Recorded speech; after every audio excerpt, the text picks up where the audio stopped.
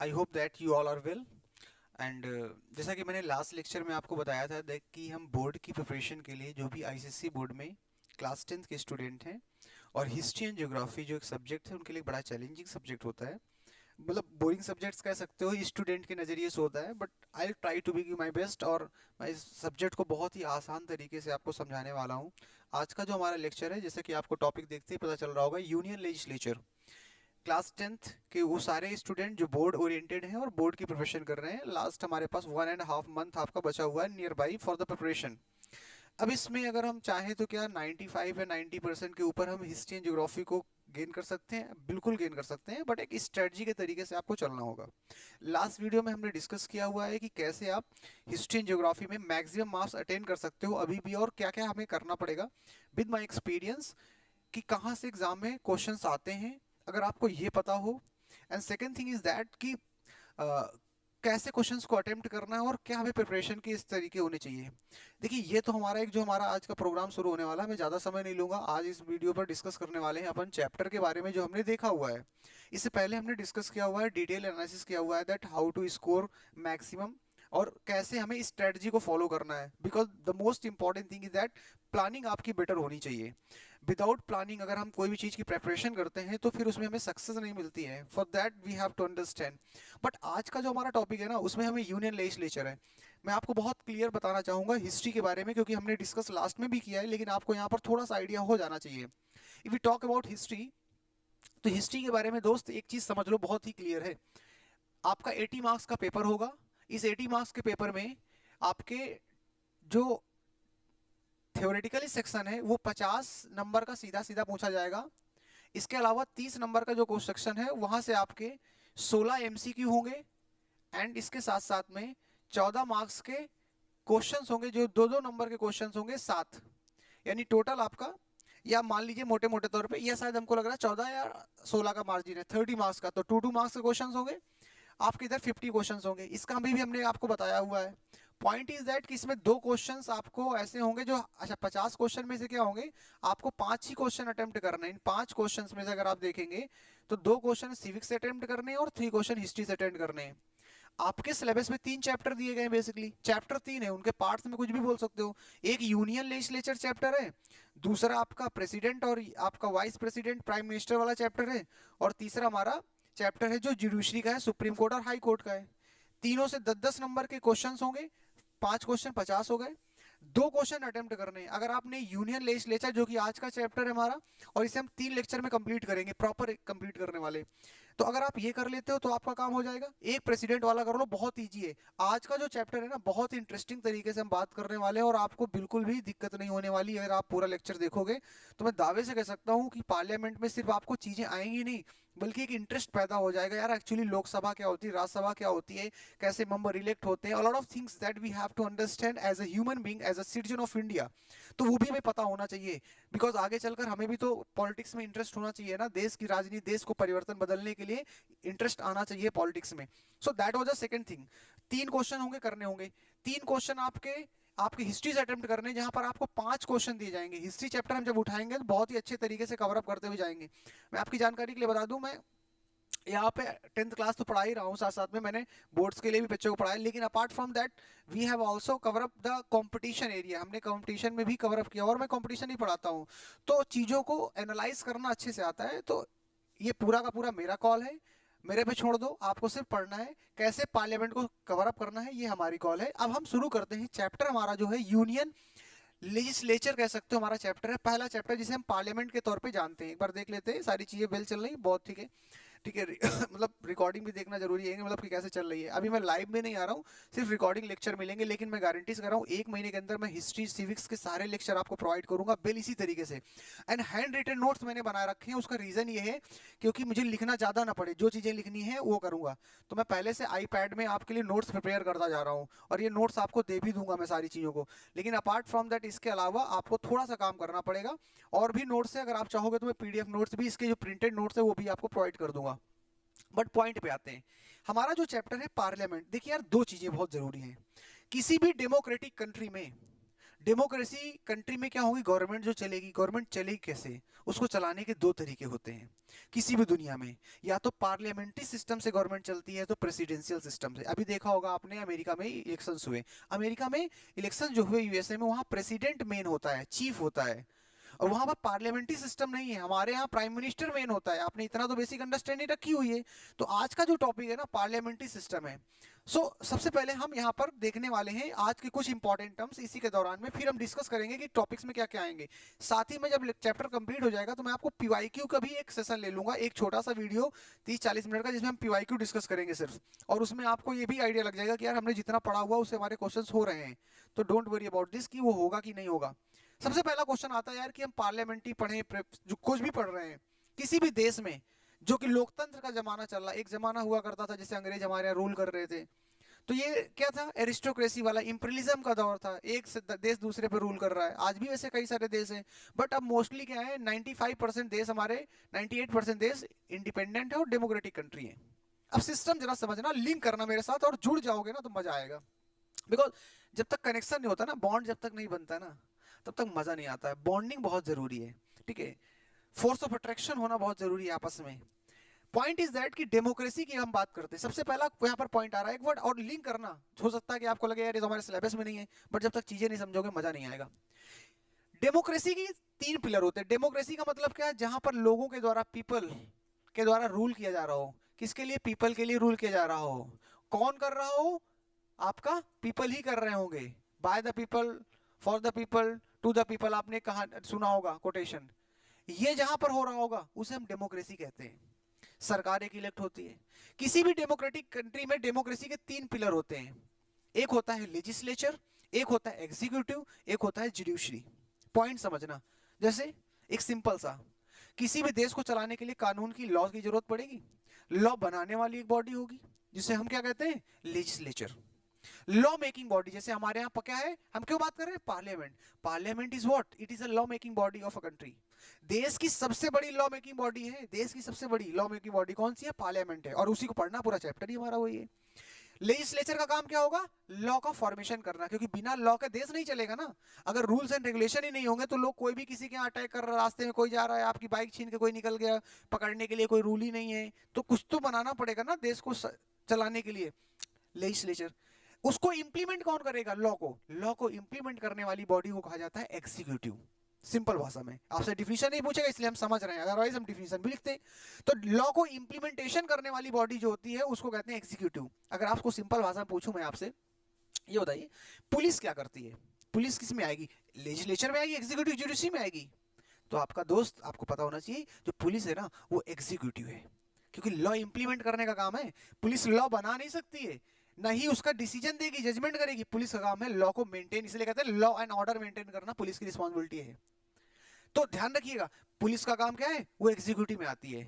और अगर गलती से किसी गलत तरीके से लॉ को बनाया गया है, या गलत तरीके से इंप्लीमेंट किया गया है, या कोई लॉ को नहीं मानता है, तो फिर कैसे काम करा जाएगा। उसके लिए एक अलग से बॉडी बनाई जाएगी जिसको हम कहते हैं जुडिशरी। और जुडिशरी का काम क्या है, बैलेंस करना, लॉ को मेंटेन कराएगा दोनों के ऊपर। और क्योंकि लॉ बनेगा कैसा, with in a constitution, constitution के दायरे में रहकर के लॉ बनाया जाएगा। क्लियर है, इतनी चीजें क्लियर है। लेकिन इन तीनों पे नजर रखने के लिए एक नया काम चालू किया गया, जो क्या है, प्रेस। प्रेस जनता तक आवाज पहुंचाएगी, बिकॉज अल्टीमेटली डेमोक्रेसी में लोग ही तो है ना। तो लोगों तक मैसेज कौन पहुंचाएगा कि तीनों सही तरीके से काम कर रहे हैं कि नहीं कर रहे हैं, वो प्रेस करने वाला है। इसलिए प्रेस को हम 4th पिलर मानते हैं। किसी भी डेमोक्रेटिक कंट्री में आपको आइडिया लग चुका है, 3 चीजें होती हैं। हमारा चैप्टर कौन सा है, लेजिस्लेचर है, इसलिए हम लेजिस्लेचर के बारे में पढ़ेंगे। लेकिन उससे पहले फिर से हम समझ लेते हैं यहाँ पर थोड़ा सा अंडरस्टैंड। यहाँ से क्वेश्चन भी आए एग्जाम में, ऐसा नहीं आए, 2 नंबर में क्वेश्चन बन सकता है। किसी भी देश में रूल करने के क्या तरीके हो सकते हैं, रूल करने के 2 तरीके हो सकते हैं। पूरी दुनिया 2 तरीके से, जहां डेमोक्रेसी होगी, या तो प्रेसिडेंशियल सिस्टम होगा, या तो पार्लियामेंट्री सिस्टम होगा। क्लियर है। अभी मैंने आपसे बताया, जहां पर प्रेसिडेंशियल सिस्टम होता है वहां पर चीफ जो होता है वो कौन होता है, प्रेसिडेंट होता है। सिंपल लैंग्वेज में आप समझते चलिए, प्रेसिडेंट, प्रेसिडेंट। क्लियर है। और वहां पर प्रेसिडेंट जहां चीफ होगा, वहां पर ध्यान रखिएगा, एक और चीज आपको बता देता हूं। जैसे इसका एग्जांपल अगर आपसे कोई पूछे तो आप बता सकते हो, यूएसए किस तरीके से रूल किया जाता है, प्रेसिडेंशियल सिस्टम से। इंडिया की बात अगर की जाए, इंडिया में पार्लियामेंट्री सिस्टम है। पार्लियामेंट्री सिस्टम में क्या होता है, प्राइम मिनिस्टर हमेशा पीएम मेन होता है।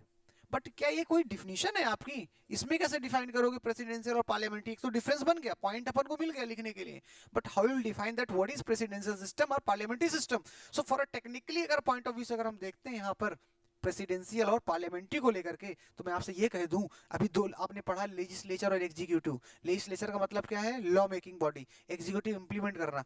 पार्लियामेंट्री सिस्टम का मतलब है that executive is depend on executive is depend on legislature. ध्यान रखिएगा, बहुत इंपॉर्टेंट लाइन है। जिस सिस्टम में एग्जीक्यूटिव लेजिस्लेचर पर डिपेंड करती है वो पार्लियामेंट्री सिस्टम है। पहले सांसद चुने जाते हैं, सांसद कहां बैठते हैं, एमपी कहां बैठते हैं, पार्लियामेंट बैठते हैं, और उन्हीं में से कुछ सांसद सरकार बनाते हैं। सरकार क्या है, एग्जीक्यूटिव है। That executive is a part of legislature. It's a very simple thing, clear out? अच्छा, प्रेसिडेंशियल सिस्टम में क्या कह सकते हो, that executive is not a part of, executive is not a part of legislature. Presidential system में ऐसा नहीं होता है दैट प्रेसिडेंट जो अमेरिका का इलेक्ट किया गया उसका कोई रोल नहीं है वहां की पार्लियामेंट से, उससे कोई रोल है। पार्लियामेंट अलग होती है, वहां सीनेट के तौर पे जानी जाती है। That is a different thing, हम बात करेंगे उसमें भी कैसे क्या होता है। But the point is that ये क्लियर हो चुका होगा, इस पे भी ज्यादा समय नहीं देते हैं, थोड़ा सा और आगे बढ़ जाते हैं एक पेज। ठीक है, एक वर्ड और आया फिर, किसी भी देश में, अब यहां से भी क्वेश्चन बन के आता है। मैं क्या करने वाला हूं, आपको पहले लेक्चर में तो कॉन्सेप्ट सारी क्लियर कर दूंगा, और ऐसा नहीं टॉपिक पे भी चल रहा हूं। So for that we have to understand. एक बार कॉन्सेप्ट बन गई ना, अभी समय है, मेरी रिस्पॉन्सिबिलिटी। अगर आपको लेक्चर समझ में आ रहा होगा तो मैं आपको कह सकता हूँ पूरे दावे से कि हिस्ट्री की पूरी सीरीज में आपको कंप्लीट करा दूंगा विद इन 1 मंथ। बट उसके लिए आपको करना पड़ेगा, कॉन्टिन्यूसली चीजों को समझना पड़ेगा बहुत ही अच्छे तरीके से। पॉइंट की बात करता हूं आगे। एक वर्ड है फेडरल सिस्टम, और दूसरा क्या है, यूनिटरी सिस्टम। कोई भी कंट्री अगर रूल करेंगी तो वहां भी दो तरीके होंगे, एक तो ये होगा, या तो फेडरल होगा, या तो आपका यूनिटरी होगा। अब आपसे पूछ रहा होगा फेडरल और यूनिटरी क्या है। जैसे अगर हम बात करते हैं ब्रिटेन, ब्रिटेन की बात कर लें तो ब्रिटेन कैसा है, यूनिटरी है। यूके जो है वो यूनिटरी है, जहां पर सारी की सारी पावर एक ही गवर्नमेंट के पास होती है, जैसे कि सेंट्रल लेवल की गवर्नमेंट आपकी पाई जाती है ब्रिटेन में। ठीक है, सारी की सारी पावर किसी एक गवर्नमेंट के पास होगी, सेंट्रल लेवल की गवर्नमेंट में होगी। बट इंडिया में ऐसा नहीं है। इंडिया में कैसा है, स्टेट की अलग गवर्नमेंट है, सेंट्रल लेवल की अलग गवर्नमेंट है। हमारे उत्तर प्रदेश में योगी बाबा जी अलग बैठे हुए हैं, हर राज्य की अपनी अपनी सरकारें हैं। सेंटर में मोदी बाबा बैठे हुए हैं, उनकी अपनी सरकार चल रही है। देश चल रहा है, देश के अंदर कई सारी सरकारें। द पॉइंट इज दैट जहां पर डिस्ट्रीब्यूशन ऑफ पावर हो रहा हो, distribution of power, distribution of power. इसलिए मैंने लिख रखा था कि टाइम नहीं लगेगा ज्यादा। मैंने इसकी डिफिनेशन लिखी हुई क्योंकि यहां से क्वेश्चन बोर्ड में आ चुका है, इसलिए इसकी प्रॉपर डिफिनेशन लेके चलना है। बट अभी समझने के लिए, तो फेडरल सिस्टम क्या है, जहां पर डिस्ट्रीब्यूशन ऑफ पावर हो रहा होता है बिटवीन सेंटर एंड स्टेट। ऐसा जब सिस्टम फॉलो करा जाएगा तो फेडरल है। India is a federal system, and from where we have adopted the federal system, we adopted from the Canada. हमने कनाडा से फेडरल सिस्टम को लिया हुआ है। So that was also part is, ये भी आपको आइडिया होना चाहिए। अच्छा, अब क्योंकि हम बात ही कर रहे हैं तो जरा एक बार इसको लिख लेते हैं, और ये नोट डाउन भी कर लीजिएगा आप। ठीक है, क्या देख लेना है, सबसे पहली चीज तो इससे क्वेश्चन आ चुका है, फेडरल से क्वेश्चन आया हुआ है। What is federal system, 2 number में क्वेश्चन बोर्ड में आया है। So the distribution of administrative power between the centre and state government. Administrative word मैंने इसलिए लगाया है क्योंकि हमें मालूम होना चाहिए, एडमिनिस्ट्रेटिव वर्ड इसलिए जरूरी हो जाता है बिकॉज कि गवर्नमेंट जो है ना वो एडमिनिस्ट्रेशन है, गवर्नमेंट की पावर का डिस्ट्रीब्यूशन, जुडिशरी का नहीं है। जुडिशरी हमारे यहाँ सेंटर है, तो कौन किसकी पावर का डिस्ट्रीब्यूशन हो रहा है, एडमिनिस्ट्रेशन की। ठीक है, so distribution of administrative power between the centre and state government is called federal system. Example आप लिख सकते हो इंडिया, एग्जांपल यूएसए। क्लियर है, ध्यान रखिएगा। अब एक क्वेश्चन और भी हमारे यहाँ आ चुका है, what is the importance of federal system in India. हमने क्यों अडॉप्ट किया यार, आजादी के बाद हमने यूनिटरी क्यों नहीं कर लिया, फेडरल ही क्यों किया। तो एक बड़ी समस्या थी, क्योंकि इंडिया जब आजाद हुआ ना, तो आजादी के दौरान तो बहुत सारी समस्याएं थी। हमारे देश की पॉपुलेशन नियर बाई 35 करोड़ थी, 35 करोड़ के आसपास थी। उस समय हमारे देश में 1/3 हिस्से की पॉपुलेशन के पास ऐसी स्थिति थी कि उसे शाम का एक वक्त का खाना नहीं नसीब होता था। गरीबी चरम पर थी, इकोनॉमी था नहीं, पुलिस व्यवस्था जो अंग्रेजों की थी जा चुकी थी वापस इंडिया से, बहुत सारे संघर्ष थे। इंडस्ट्रियलाइजेशन था नहीं हमारे पास, एग्रीकल्चर था नहीं हमारे पास। प्राइम मिनिस्टर जवाहरलाल नेहरू जी ने बहुत ही इंटेलेक्चुअल तरीके से, आईआईटीज थी नहीं, एम्स थे नहीं, हमारे मेडिकल इंजीनियर हर सेक्टर पे डेवलपमेंट करना था। बहुत ही अच्छा कोलैबोरेशन करते हुए देश को आगे ले जाने का काम किया पंडित जवाहरलाल नेहरू ने। पॉलिटिकल पार्टीज कुछ भी बोले, लेकिन अगर आप एक स्टूडेंट हैं और उसको अगर एनालिसिस करते हो तो आपको पता चलेगा कि कैसे एक बड़े विजन के साथ पंडित जवाहरलाल नेहरू जी ने काम किया। But the point is that हम आते हैं, हमने फेडरल क्यों अडॉप्ट किया, why we adopted the federal, मैंने इसलिए अडॉप्ट किया फेडरल सिस्टम, हमने किया बिकॉज यूनिटरी करते ना, तो हमारा देखे ना, यूनिटी तो है, ये ठीक अच्छी बात है, बट हमारे यहाँ डाइवर्सिटी बहुत ज्यादा है। हमारे यहाँ क्या है, एकता में अनेकता वाला मामला है। तो यहाँ पर अलग अलग हमारे यहाँ देखते हैं, जैसे हम जहाँ पर रह रहे हैं, मैं कानपुर पे रह रहा हूँ, तो कानपुर में हमारी एक भाषा, एक बोलचाल, रहन सहन है। हम 500 मीटर 400 मीटर का स्थान चेंज करते हैं, कहीं दूसरी जगह पर जाते हैं, उनका लाइफ स्टाइल, उनकी बोलने की भाषा, बोली बदल जाती है। हर 300-400 मीटर में जिस देश में, किलोमीटर में जिस देश में बोली भाषाएं बदलती हैं, उस देश में पूरे में जाएंगे तो सैकड़ों बोलियां हैं, सैकड़ों भाषाएं हैं, लोगों का कल्चर अलग है। इन सबको एक साथ कैसे रखा जाए? अगर एक ही सरकार होगी तो फिर लोग विद्रोह करें, उनकी बात नहीं मानेंगे। इसीलिए हमने कहा कि सबको अपने अपने राइट दे दिए जाएं और सेंट्रल लेवल की सरकार होगी, पूरे देश को मैनेज करेगी। That is the motto behind the federal system. But इसके लिए हमें पॉइंट भी पकड़ने पड़ेंगे। पॉइंट क्या है? 2 पॉइंट ध्यान रखिएगा। पहला पॉइंट आपको, India is a large country, बहुत बड़ा देश था, और उसमें इंटीग्रिटी मेंटेन करना, यूनिटी मेंटेन करना। नागालैंड उधर चिल्ला रहा था जब देश आजाद हुआ, तो नागालैंड कह रहा था हम तुम्हारे साथ नहीं रहेंगे। आपका 562 तो हमारे यहाँ केवल प्रिंसली स्टेट थे, रियासतें थी राजा महाराजाओं के, वो तो शामिल नहीं होना चाहते थे, बड़े मुश्किल से उनको हमने शामिल किया। इधर केरल दिक्कत कर रहा है, आपने जूनागढ़ के बारे में सुना होगा, कश्मीर के बारे में सुना होगा आपने, हैदराबाद के निजाम नहीं शामिल होना चाहते थे, बहुत सारी समस्याएं थी। सबको मेंटेन करके रखना पड़ेगा। हमने कहा फेडरल अडॉप्ट कर लो, यूनिटी बन जाए, कि उनको राइट दोगे सबको लगेगा यार हमारे पास तो राइट है, but actually central government he control कर रही है, अभी भी कर रही है, बट लगता है। दूसरा, ड्यू टू डाइवर्सिटी, डाइवर्सिटी बहुत ज्यादा थी, सबकी कल्चर को हमें रिस्पेक्ट करना है। जैसे कहते हैं ना कि हिंदी को हम राष्ट्रभाषा घोषित करते हैं, अच्छी बात है, हमें रिस्पेक्ट करना चाहिए। फिर बंगाली का क्या, जो तमिल बोलता है उसका क्या, जो मलयालम बोलता है उसका क्या, हमें सभी भाषाओं को रिस्पेक्ट करना आना चाहिए। We have to understand. So that was the first point. Importance क्या है, यहां से क्वेश्चन बन के आता है, ठीक है। कि लेकिन क्या कह सकते हो कि इंडिया में यूनिटरी नेचर है क्या? हमने फेडरल बोल दिया, that India is a federal system, हम फॉलो करते हैं, बट कहीं ना कहीं यार देखो ना, तो इंडिया में यूनिटरी का फीचर भी दिखाई पड़ता है। But how? हमारी सिंगल सिटीजनशिप होती है कि नहीं होती है? हमारे हमसे कोई पूछेगा आप कहाँ के रहने वाले हो, तो बोलेंगे वी आर द इंडियंस। हम ये नहीं बोलते हैं भाई हम उत्तर प्रदेश के निवासी हैं, हम भारतीय हैं, ये गर्व की बात है। बट अमेरिका में किसी व्यक्ति से पूछोगे तो बोलेगा कि हम अमेरिका के तो ही है, लेकिन जिस स्टेट में रह रहा है, वो कैलिफोर्निया में रह रहा है, तो कैलिफोर्निया की भी उसके पास सिटीजनशिप है, वहाँ डुअल सिटीजनशिप का सिस्टम है, हमारे यहाँ सिंगल है। और कौन तय करेगा? सेंट्रल गवर्नमेंट तय करती है in India. So for that we have to also understand कि भैया इंडिया में है तो फेडरल, लेकिन इसके साथ दिखता क्या है? हमारे यहाँ यूनिटरी फीचर भी दिखता है। कैसे दिखता है? Strong centre. स्टेट की गवर्नमेंट तो है, लेकिन अगर जरूरत पड़ी तो स्टेट की गवर्नमेंट को बर्खास्त करके सेंट्रल गवर्नमेंट रूल कर सकती है, बहुत सारे प्रोविजन है, इमरजेंसी के दौरान तो होता ही है, आप देखेंगे। सिंगल सिटीजनशिप कौन डिसाइड करता है? गवर्नमेंट डिसाइड करती है। हमारे यहाँ कॉन्स्टिट्यूशन भी तो एक ही है ना, उसी से तो चलेगा सब कुछ। जब सिंगल सिंगल वाला मसला आएगा तो यूनिटरी का नेचर आता है, ठीक है। सो द पॉइंट है that we have to also understand कि हमारे यहाँ यूनिटरी का फीचर भी है। अभी हम चैप्टर पे ही चल रहे हैं, बाहर नहीं है। अब हमारा है यूनियन पार्लियामेंट में। इतनी चीजें समझने के बाद आई होप कि आपको ये तो पता चल चुका होगा कि हमारे जो कंटेंट में कोई दिक्कत नहीं है। हम कंटेंट प्योर रखेंगे, बिल्कुल सॉलिड कंटेंट की बात करेंगे, लेकिन बस ये ना कि आप एग्जाम ओरिएंटेड थोड़ा सा ध्यान रखिएगा। पीवाईक्यू में जब आपको कराऊंगा तो आपको मजा आने वाला है बाद में कि यार हाँ अपन कंटेंट पे ही काम कर रहे हैं, ठीक है। मैं आपसे ये नहीं कहूंगा कि मतलब वीडियो में अगर आपको पसंद नहीं आ रहा तो आप कमेंट सेक्शन में बता सकते हैं, इफ कोई ओपिनियन है तो भी दे सकते हैं, कोई दिक्कत वाली बात नहीं है, ठीक है। ओके, थोड़ा सा स्पीड अप करते हैं, हम लगभग 18-19 मिनट के आसपास कवर अप कर चुके हैं, ठीक है। एक बार जरा सा प्रेस कर देना, हेलो हेलो, एक बार प्रेस कर देना ऊपर से, ठीक है। अब आते हैं यूनियन पार्लियामेंट पे, ठीक है। यूनियन पार्लियामेंट पे तो सबसे पहली चीज आती है कि भारत जो हमारा यूनियन पार्लियामेंट है, तो यूनियन पार्लियामेंट में क्या क्या चीजें हमें समझनी है, और हमारा जो चैप्टर है, जो सारी चीजें भी लिंकअप ही चल रहे थे हम। सबसे पहली चीज आती है हमारे यूनियन पार्लियामेंट का। यूनियन पार्लियामेंट क्या है? तो अभी आपने देखा कि ये लॉ मेकिंग बॉडी है। क्या है? लॉ मेकिंग बॉडी है।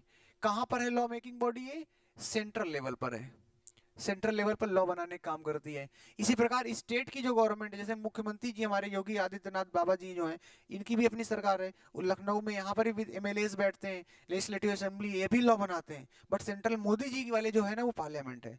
मैं बिल्कुल बेसिक्स इसलिए बता रहा हूँ, हो सकता है कुछ स्टूडेंट जिनको शायद ना समझ में आता, फील ना आता हो। जब तक फील नहीं आएगा मजा नहीं आएगी, इसलिए आपको फील आना चाहिए।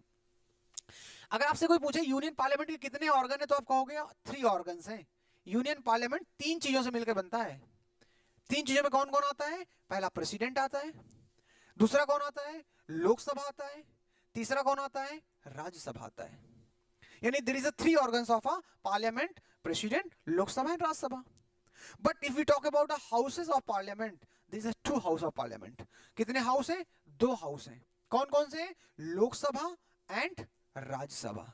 Lok Sabha and Rajya Sabha is the house of parliament, लेकिन जब प्रेसिडेंट को ऐड कर देते हैं तो बन जाता है आपका organs of parliament. It is very clear, बहुत ही आसान है। लेकिन अगर आपसे कोई पूछे कि व्हाट इज पार्लियामेंट, तो पार्लियामेंट के मैंने डिफिनेशन भी लिख दी है यार, इसमें क्या ही इश्यू वाली बात है? इसमें ऐसा कोई मतलब इतना कौन सा तीर मार दिया हमने कि बहुत बड़ा तीर, ऐसा कुछ है? ऐसा कुछ खास नहीं है। It's a very simple thing. क्या है? ध्यान रखिएगा, parliament division, parliament is a body of the people, representative who is supreme power of governance. क्या है? लोगों की बॉडी है। हमने एमपी चुने ना, सांसद चुन के जाते हैं ना। Parliament is a body of people, representative, लोगों की रिप्रेजेंटेटिव की बॉडी है, जो क्या है? देश को चलाने की सबसे सुप्रीम है, जहां पर लॉ बनता है। वो भी ऐड करो, लॉ मेकिंग बॉडी है। But this is the actual meaning of parliament. अगर आपसे पूछा था what is the meaning of parliament, you can explain in such a way. Next time से एक और काम करूंगा, मैं व्हाइट बैकग्राउंड में कलर से लिखूंगा तो ज्यादा इजी रहेगा। थोड़ा सा इफेक्ट ब्लैक की वजह से आ रहा होगा आई थिंक, बट उसको एडजस्ट करना। नेक्स्ट में बैकग्राउंड चेंज कर दूंगा तो अदर कलर बहुत अच्छे से दिखेंगे आपको, उसका इशू नहीं जाने वाला है। बट आते हैं नेक्स्ट पॉइंट पे भी, इतना तो आप कर ही सकते हैं साथ में सहयोग। अभी बात कर लेते हैं थोड़ा सा। अब आते हैं, क्योंकि अब हम पढ़ेंगे प्रॉपर, जरा समझना। यहां तक सब कुछ कहानी हो गई है। अब चैप्टर में पकड़ बनानी है, प्रेसिडेंट नहीं पढ़ना, लोकसभा और राज्यसभा पढ़ना अपन को। आज के टॉपिक में जितनी चीजें होंगी कवर करेंगे, नेक्स्ट वाले में फिर हम और अच्छे से कवर अप करेंगे, और 3 क्लास में पूरा चैप्टर कंप्लीट कर दूंगा, मैं गारंटी के साथ कह सकता हूँ। लोकसभा में क्या क्या पढ़ना है? लोकसभा का इलेक्शन कैसे होता है, लोकसभा के मेंबर बनने क्वालिफिकेशन क्या क्या है, लोकसभा के मेंबर्स के राइट क्या क्या है, उन्हें हटाया कैसे जा सकता है, टेन्योर कितना होता है उनका, कौन अपॉइंट करता है उनको, उनके पास पावर क्या क्या होती है, लोकसभा की पावर्स क्या क्या होती हैं। ये सारे टॉपिक्स एक साथ कवर कर लीजिए, हो गया काम। एग्जाम में क्या बनेगा वो मेरी गारंटी है, मैं आपको बताऊंगा क्या क्या आएगा एग्जाम में। पॉइंट पे आते हैं। सबसे पहले अगर आपसे कोई पूछता है भैया लोकसभा क्या है, तो आप बोलोगे भैया लोकसभा क्या है? हाउस ऑफ द पार्लियामेंट है। यही तो होता है ना Lok Sabha, house of the parliament. चलो ठीक है यार। सांसद जिन्हें कहते हैं उन्हीं को पार्लियामेंट के मेंबर बोलते हैं क्या? बिल्कुल बोलते हैं भैया सांसद के मेंबर को। अच्छा, क्या लोकसभा कोई दूसरा नाम है क्या? बिल्कुल नाम भैया। लोकसभा को फेमस हाउस, सबसे बड़ा देश का इलेक्शन कौन सा होता है? लोकसभा होता है। लोकसभा के अदर नाम भी हैं, कौन कौन से हैं? इसे लोअर हाउस के नाम से जाना जाता है। अब आपको लगेगा यार ये तो बहुत फेमस, इसको अपर हाउस बोलो। नहीं sir, we have copied from the Britain, और ब्रिटेन में जो लोअर हाउस था वहां पर इलेक्ट लोग आते थे, उसे ही लोकसभा कहा गया। हमने भी कॉपी कर लिया, एज इट इज पेस्ट कर लिया। क्यों मेहनत करें जब सामने वाले ने बना रखा है? जब किसी ने बल्ब बना रखा है तो अपन साइंटिस्ट काहे बनते हैं? अपन को साइंटिस्ट बनने की जरूरत नहीं है ना। बल्ब बन गया, उसकी हमारे पास टेक्नोलॉजी है, तो हम उसी टेक्नोलॉजी का यूज करें ना। अब वही टेक्नोलॉजी को हम डेवलप करने में क्यों लगाएं 2 4 10 दिन 15 दिन? एक नया साइंटिस्ट कहते हैं हमने बनाया, तुमने क्या बनाया? बल्ब तो बन चुका है ना। सेम एज इट इज, जब मेथड मालूम है रूल करने का तो हमने कॉपी कर लिया। बहुत सारे, मैं इसलिए बता रहा हूँ, बहुत सारे लोग क्वेश्चन करते हैं ना, हमने किया ही क्या कॉन्स्टिट्यूशन में, तो कॉपी किया है।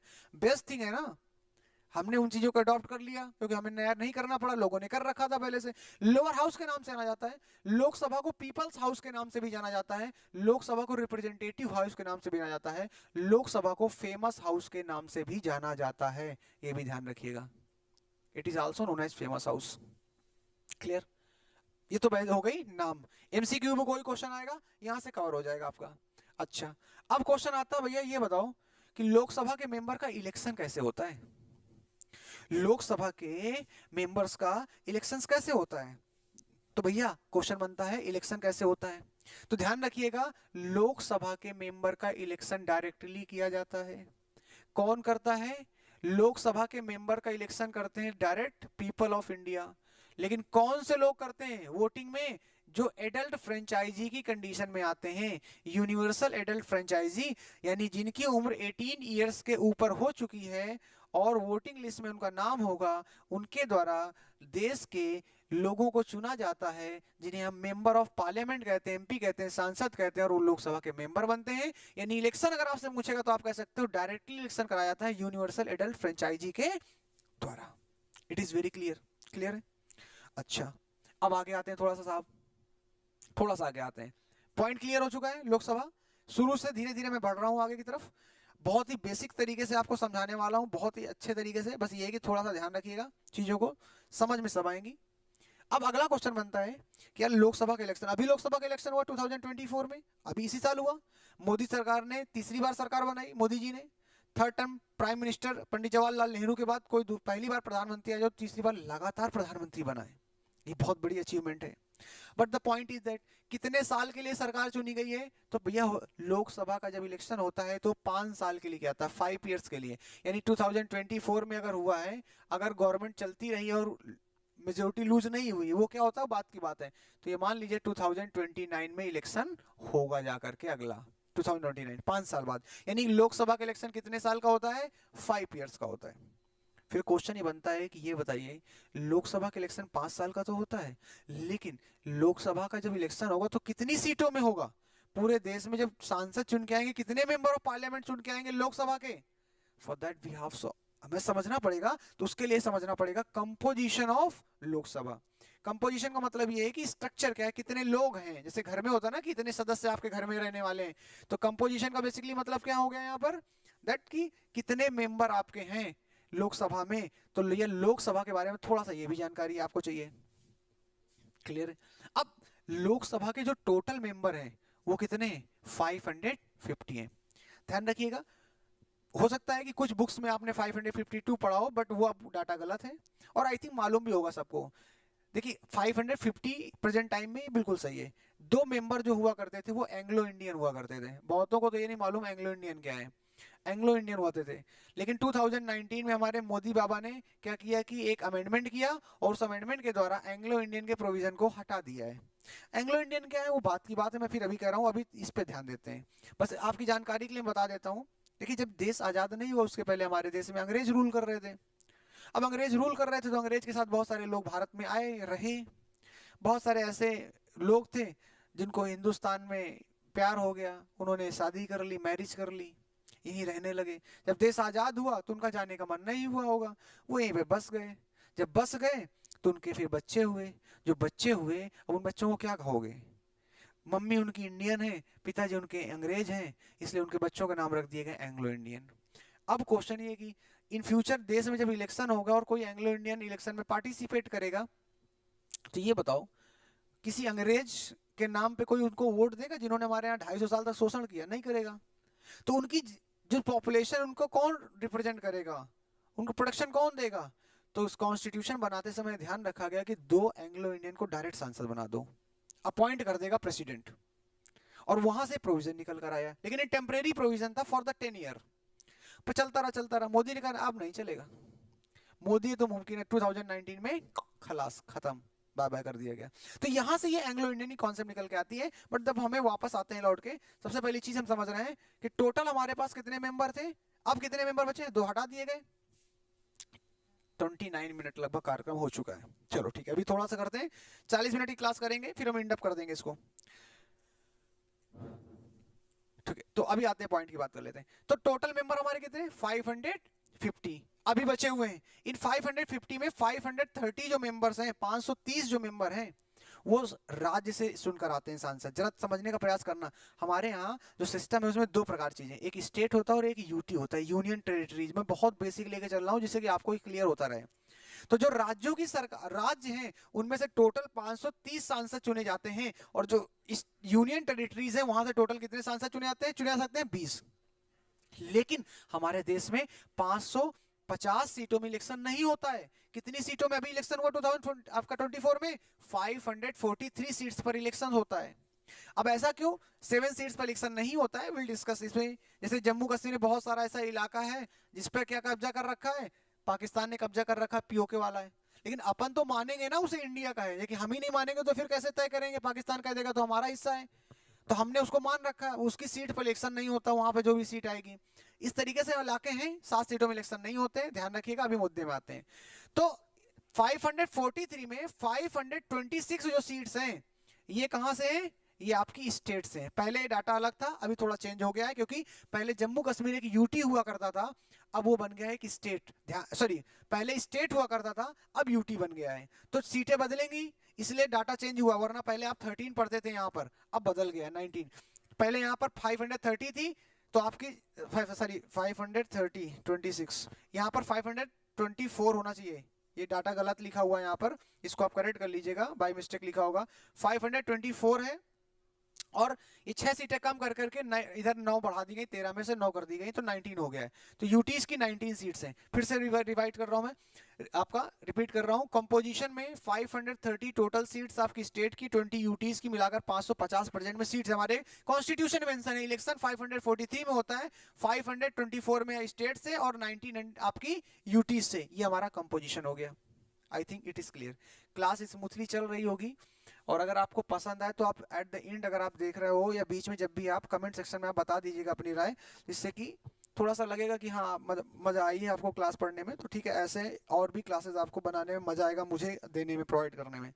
ठीक है, क्योंकि अपन ना थोड़ा सा आलसी टाइप के व्यक्ति हैं, तो लगता है छोड़ यार, ठीक है अगर कोई दिक्कत नहीं है तो फिर चलने दो। ऐसे मैं थोड़ा सा इस टाइप का बंदा, लेकिन इस बार मैं पूरा कंप्लीट करने का प्रयास करूंगा। वैसे मैं छोड़ देता हूँ बीच में चीज़ों को, ठीक है ना, क्विट वाला मामला नहीं रहेगा। लाइफ में भी ऐसी चीजें हैं बीच से छोड़ने की, बट ट्राई करते हैं इसे कंप्लीट करने की। लोकसभा का अपन ने देखा कंपोजिशन क्या है, टेन्योर देख लिया, इलेक्शन कैसे होता। अब नेक्स्ट क्वेश्चन बनता है ना साहब, क्वालिफिकेशन। कल को आप सांसद बनना चाहते हो, फॉर एग्जाम्पल, सांसद के बारे में अक्सर, या नेताओं के बारे में अक्सर ये होता है कि नेता पढ़े लिखे नहीं होता, या जो कुछ नहीं कर सकता वो नेता बन जाता है। ऐसा नहीं है, लेकिन मान लेते हैं कि आपने जीवन में कुछ नहीं किया तो आप भी नेता बनने का सोचेंगे। तो आपको मालूम होना चाहिए कि सांसद का इलेक्शन लड़ने के लिए क्या क्या चाहिए अपन को। तो अगर हम सांसद बनना चाहते हैं या मेंबर ऑफ पार्लियामेंट बनना चाहते हैं, लोकसभा के इलेक्शन लड़ना है, तो क्वालिफिकेशन पता होनी चाहिए। सबसे पहली क्वालिफिकेशन, द मोस्ट इंपॉर्टेंट, कि अगर आप लोकसभा के इलेक्शन लड़ना चाहते हैं, that you should be the Indian citizen. अगर आप लोकसभा का इलेक्शन लड़ना चाहते हैं तो साहब आपको भारत का नागरिक होना पड़ेगा। और जिसमें सबसे बड़ी बात यह है कि that if you are a citizen of India तो आप इलेक्शन में पार्टिसिपेट करेंगे, और सिटीजन ऑफ इंडिया में आपका कोई योगदान नहीं है खास। ठीक है, मतलब पॉइंट इज दैट कि सिटीजन ऑफ इंडिया के हो, इसमें आपका कोई खास योगदान नहीं है।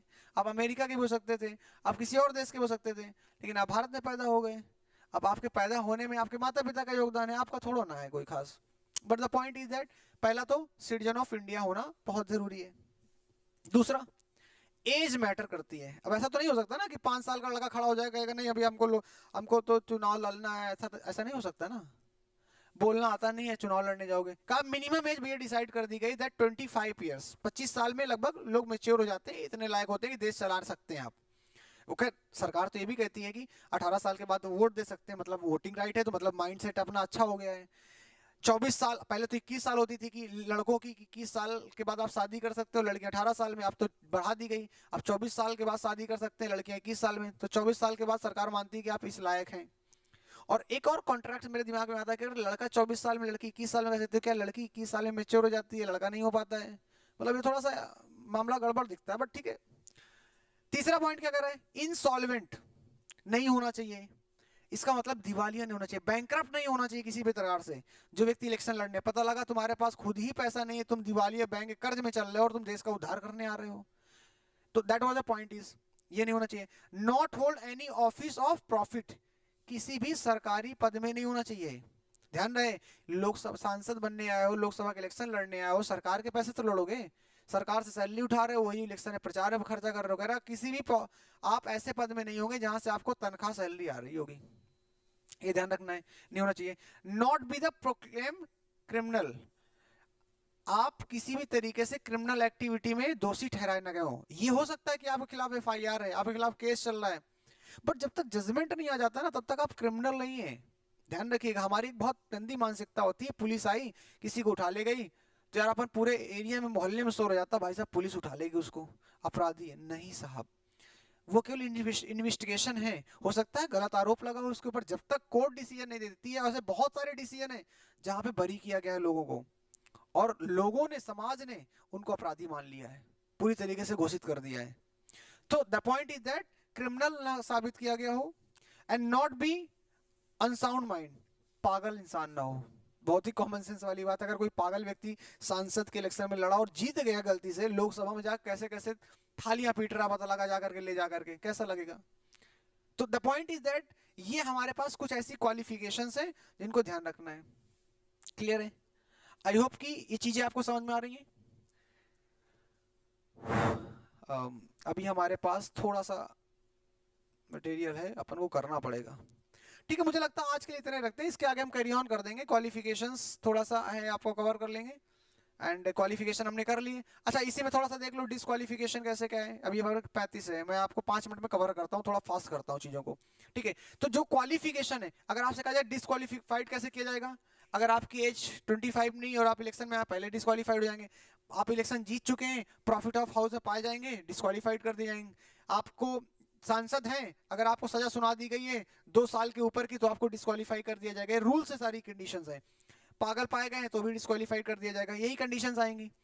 अब अगला आता है कि मान लेते हैं कोई व्यक्ति है जो सांसद बन गया, ठीक है, मेंबर ऑफ पार्लियामेंट बन गया है, बट क्या कोई चांसेस है कि मेंबर ऑफ पार्लियामेंट की सीट खाली हो सकती है किसी तरीके से? जैसे कोई व्यक्ति है, किसी पद पे चयन कर लिया गया, लेकिन उसकी सीट तो खाली हो सकती है, कोई ऑप्शन है? बिल्कुल ऑप्शन है। तरीके कैसे हो सकता है उसको जरा समझ लेते हैं।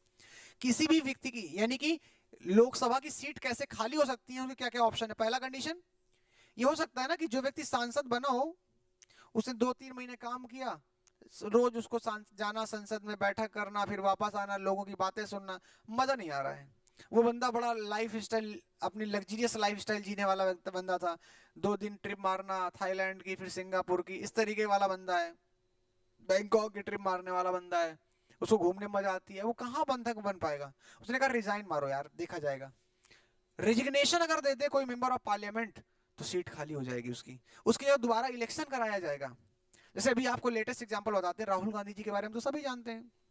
राहुल गांधी जी 2 जगह से चुनाव लड़े थे, एक तो रायबरेली से यूपी से लड़े थे, और एक वायनाड की सीट केरल से लड़े थे, और दोनों जगह से जीत गए वो। लेकिन लोकसभा का मेंबर जब आप बनेंगे तो कोई एक ही सीट का माना जाएगा, एक सीट की आपकी छोड़नी पड़ेगी लोकसभा। अब राहुल जी ने सोचा किसको छोड़े, तो यूपी में क्योंकि इलेक्शन लगा हुआ है, यूपी में पकड़ बनानी है, तो यूपी की सीट छोड़ेंगे नहीं, उन्होंने रायबरेली की सीट पकड़ ली और उन्होंने केरल की वायनाड वाली छोड़ दी। अब एक सीट खाली हो गई, रिजाइन मारा। अब जब खाली हो गई तो विद इन 6 मंथ क्या होता है, रूल के उसमें पर इलेक्शन कंडक्ट कराना पड़ेगा इलेक्शन कमीशन को। और उन्हीं की बहन प्रियंका गांधी जी ने वायनाड की सीट से पर्चा भरा, कांग्रेस था, और वो जीत कर आ गई, और भाई बहन इस समय संसद बैठ के हंगामा मचा रहे हैं, मतलब हंगामा इन द सेंस मतलब मौज कर रहे हैं वहां पर। बीजेपी के नाक में दम कर रखा है पूरी तरीके से, बट बीजेपी बीजेपी खैर। अभी आते हैं पॉइंट, रिजिग्नेशन अगर कर दिया जाएगा तो सीट खाली हो जाएगी। दूसरा, absence of the member more than 60 days, अगर कोई सांसद बन गया है और हाउस चल रहा है, लगातार 60 दिन हो जाए वो प्रेजेंट ही ना रहे, और हाउस के सदन के जो हेड है स्पीकर, उनको बताया ना गया हो, बताया ना उन्होंने, तो भी ध्यान रखिएगा कि आपका उनकी सीट चली जाएगी 60 मोर देन 60 डेज में। और एक कंडीशन क्या है, एंटी डिफेक्शन लॉ अगर लागू कर दिया जाए, कोई व्यक्ति है जो रूल्स एंड रेगुलेशन को फॉलो नहीं करता है, और भी एंटी डिफेक्शन लॉ क्या मतलब होता है इसको मैं बताऊंगा आपको आगे, अभी थोड़ा सा मैं स्पीड अप कर रहा हूं। तो एंटी डिफेक्शन लॉ का मतलब है जो पार्टी की गाइडलाइंस को ना माने, अगेंस्ट काम करे, तो उसे स्पीकर हटा सकता है। यानी इस तरीके से कह सकते हो स्पीकर भी चाहे तो लोकसभा के मेंबर की मेंबरशिप को कैंसिल कर सकता है, और ऐसा अगर करता है तो वो फिर आपका रिमूव सीट खाली हो जाएगी। सो वैकेशन के हमारे तरीके हैं, ध्यान रखिएगा। तो अभी यहीं पर रखते हैं, इंपॉर्टेंट टर्म का कॉन्सेप्ट शुरू हो रहा है। एक छोटा सा वीडियो में अगर आपको करता हूं कि ये तो हमारे बना ही दिया आपका लोकसभा में, इसमें आपका एक कोरम एंड 0 आवर टाइम का है, अपन के पास समय है। चलो मैं ऐसा करता हूँ, नेक्स्ट में ही इसको कवर कर लूंगा, ठीक है, ज्यादा लंबा वीडियो नहीं करेंगे। नेक्स्ट वीडियो आपको मिलेगा, वो भी 30 से 35 मिनट का ही होगा, जिसमें हम बात करेंगे सेकंड चैप्टर, और लगभग लगभग 80% सेकंड वीडियो में कवर अप कर देंगे। अब ये मान के चलिए पहला वीडियो आपको टाइम लगा है, चीजें कवर हो रही हैं। अब अगला जो होगा ना, वो राज्यसभा में आपको 15 से 20 मिनट कवर करूंगा, और बहुत ही जल्दी सेकंड वीडियो कंप्लीट होते ही थर्ड वीडियो में पीवाईक्यू उठा लूंगा। 3 वीडियो में लगभग चैप्टर मैं कंप्लीट करने वाला हूँ, पूरा मजेदार होने वाला है। ऐसे ही प्रेसिडेंट और जुडिशरी, यानी आप ये मान के चलिए 9 से 10 से 15 लेक्चर में आप पूरी सिविक्स कंप्लीट कर सकते हैं, और ये वीडियो आपको बहुत ही जल्दी 5 6 7 दिन के अंदर पूरे मिल जाएंगे। हिस्ट्री में इसी तरीके से हम ट्राई करेंगे, और जियोग्राफी में भी इसी तरीके से करने वाला हूँ। मैपिंग भी अच्छे से कराऊंगा, मैं ट्रोपोसेट भी कराऊंगा, सारी चीज़ें करने वाला हूँ। यानी कि हिस्ट्री ज्योग्राफी का कंटेंट आपको भरपूर मिलेगा, बस आप शिद्दत से लग जाइए पूरी एनर्जी के साथ में। अगर किसी टॉपिक पे आपको कंफ्यूजन है तो कमेंट सेक्शन में आप बता सकते हो, अपनी राय रख देना कि ये टॉपिक पे पकड़ नहीं है, इसमें थोड़ा और अच्छे से एक्सप्लेन कर देना, मैं उसको कर दूंगा। मिलते हैं, तब तक के लिए अपना ध्यान रखिए। जय हिंद।